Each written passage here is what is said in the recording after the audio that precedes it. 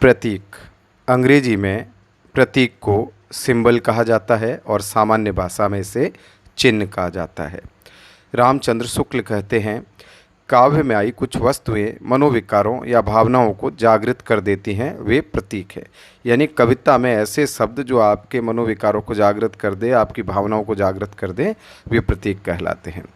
CM बावरा जो आलोचक हैं, उन्होंने आकार की दृष्टि से प्रतीकों के 3 वर्ग बताए हैं: शब्द प्रतीक, वाक्य प्रतीक और प्रबंध प्रतीक। शब्द प्रतीक में शब्दों की प्रधानता रहती है और प्रतीकत्व के सारे विशिष्ट शब्द आ जाते हैं।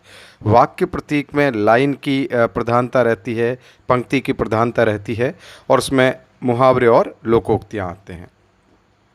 प्रबंध प्रतीक में अन्योपदेश, रूपक, समासोक्ति पद्धति के काव्य, ये चीज़ें आ जाती है। मतलब किताब या निबंध जो है वो प्रबंध प्रतीक में आते हैं। डॉक्टर भगीरथ मिश्र कहते हैं कि साहब प्रतीक जो है वो 5 वर्गों में बांटे जा सकते हैं: प्राकृतिक प्रतीक, सांस्कृतिक प्रतीक, ऐतिहासिक प्रतीक, जीवन व्यापार संबंधी प्रतीक और शास्त्रीय या वैज्ञानिक प्रतीक। अब इनमें भी सांस्कृतिक प्रतीक जो हैं उसके 3 भाग है, 3 वर्ग है: संस्कार संबंधी, पौराणिक प्रतीक और आध्यात्मिक प्रतीक। प्रतीक को लेकर के एक आंदोलन भी चला है, प्रतीकवाद, और इस आंदोलन को अंग्रेजी में सिंबलिज्म कहा गया है।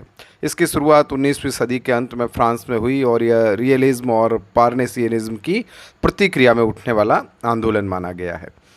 1886 में फ्रेंच कवि जीन मारियास ने फिगारो नाम के अखबार में प्रतीकवाद का घोषणा पत्र प्रकाशित किया था।